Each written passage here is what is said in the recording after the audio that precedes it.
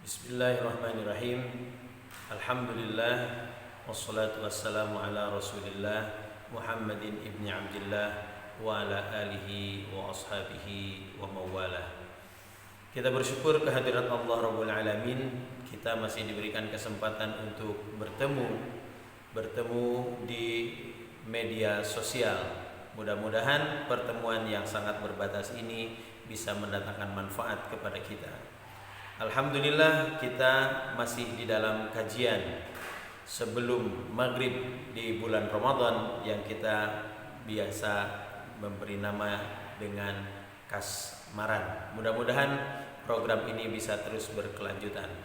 Ma'asyiral muslimin rahimakumullah, sudah beberapa episode kita berbicara tentang taraweh, saum, taraweh, saum, taraweh, saum, ataupun saum dan taraweh. Sekarang mari kita lebih banyak membedah kembali. Hadirin yang dimuliakan oleh Allah,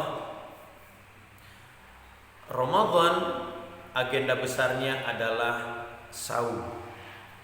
Saum adalah menahan diri dari lapar, dari dahaga, dari hubungan seksual. Itu ketiga tempat itu adanya di bawah dada. Perut di bawah dada, organ seksual di bawah dada. Sementara kita sangat mengerti dan sangat faham bahwa di dalam tubuh kita ini ada satu segumpal daging yang apabila segumpal daging ini baik, maka seluruh aktivitas tubuh kita akan menjadi baik. Dan apabila segumpal darah ini buruk, maka segala aktivitas yang keluar dari tubuh kita pun buruk. Dalam sebuah sabda Rasulullah SAW, "Ala inna fil jasadi mudghatun." Ketahuilah bahwa di dalam diri setiap anak Adam ada segumpal daging. Idza soluha sairu amalihi. Apabila baik, maka baiklah keseluruhan, dan apabila jelek keseluruhan. Apa itu? Ala wahyal qalbu, itulah namanya hati. Kemudian di dalam surat Al-Hajj ayat 46 diterangkan bahwa hati itu adanya di dalam dada. Hati itu adanya di dalam dada, di belakang dada. Hadirin yang dimuliakan oleh Allah, sementara tadi kita mengatakan bahwa perut dan organ seksual adanya di bawah dada, hati adanya di dalam dada. Artinya hadirin yang dimuliakan, secara anatomi struktur tubuh manusia, bahwa perut dan organ seksual di bawah dada. Sehingga apabila perut dan organ seksual dibuat lapar, dibuat tidak berdaya, maka semestinya hati ini dalam keadaan bersih. Karena faktor-faktor yang dorongan-dorongan dari bawah ini sedang diistirahatkan. Itu yang disebut dengan al-imsak, alias menahan diri dari lapar, dari haus, dari nafsu seksual. Ketika dorongan dari bawah ini sedang diistirahatkan, maka otomatis hati yang ada di dalam dada dalam keadaan bersih dari pengaruh-pengaruh bawah. Kemudian itu adalah fenomena di siang hari. Kemudian ketika kita tiba di malam hari, di saat berbuka kita telah tiba, makan, minum telah diperbolehkan. Begitu sholat isya tiba atau begitu malam sudah begitu tenggelam, ada yang disebut dengan tarawih. Ada yang disebut dengan sholat malam. Lalu apa yang dimaksud dengan sholat malam ataupun tarawih? Pada sholat malam, ma'asyiral muslimin rahimakumullah, telinga kita disibukkan dengan bacaan-bacaan Al-Quran. Lalu setelah kita tarawih ada tadarus, mata kita disibukkan dengan menyusuri ayat-ayat Quran. Sehingga sangat luar biasa.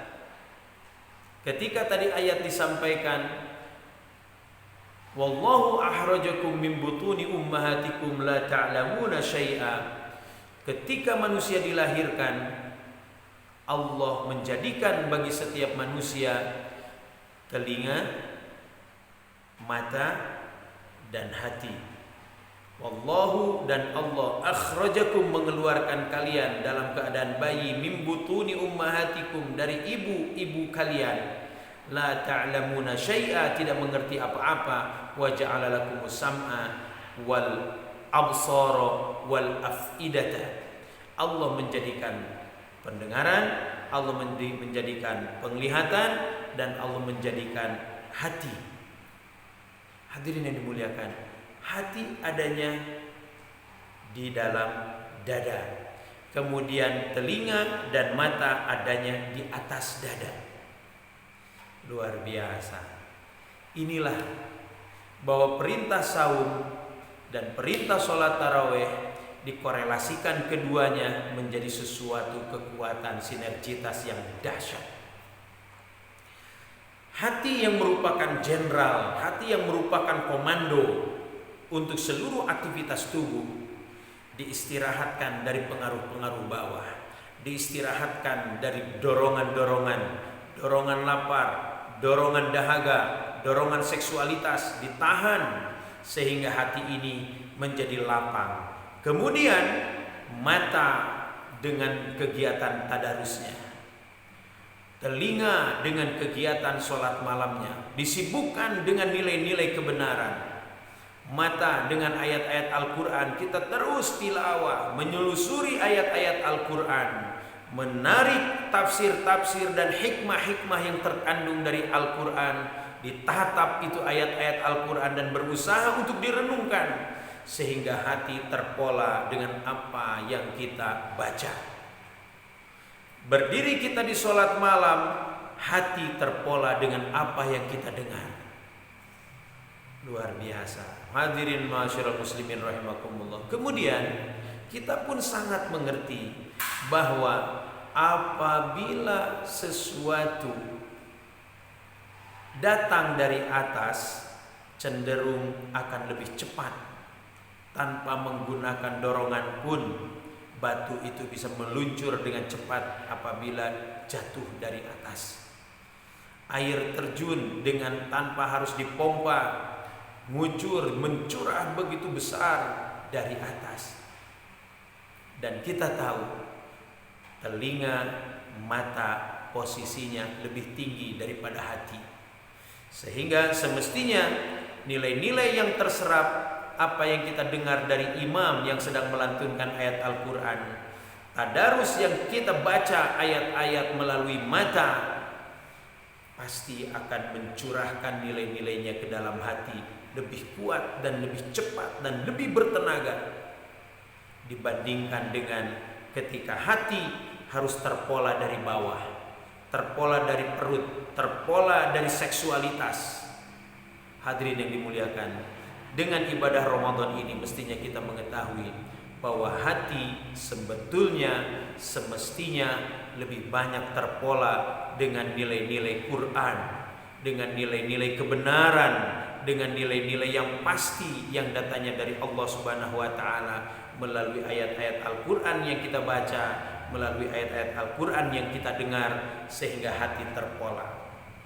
Dan kita sangat menyadari bahwa hati akan lebih rendah, lebih lemah terpola karena perut adanya di bawah dan seksualitas adanya di bawah pula. Mudah-mudahan dengan kajian yang pendek ini kita bisa merenung kenapa hati kita lebih banyak terpola dengan duniawi, terpola dengan nafsu serakah keduniawian, makan yang enak, minum yang enak, seksualitas yang nikmat. Kenapa itu lebih banyak menguasai hati kita dibanding dengan ayat-ayat Al-Quran yang kita baca dan kita dengar? Adakah di bulan Ramadan kita bisa menikmati itu, sementara di luar Ramadan baca Quran kita jarang, sholat malam kita jarang, lebih banyak kita memikirkan pekerjaan duniawi dan duniawi? Mungkin itu menjadi penyebabnya. Untuk itu marilah Ramadan pada tahun ini kita usahakan untuk lebih baik, sehingga satu bulan Ramadan ini bisa menjadi bekal untuk bulan-bulan yang lainnya, di mana hati lebih terpola dari arah atas dari mata dan dari telinga yang lebih banyak mendengar dan membaca Al-Quran, merenungkan nilai-nilai kebenaran Al-Quran dibanding dengan dorongan syahwat yang datangnya dari bawah dada. Itu saja yang disampaikan, mudah-mudahan bermanfaat. Aqulu qauli hadza astaghfirullah li wa lakum. Assalamualaikum warahmatullahi wabarakatuh.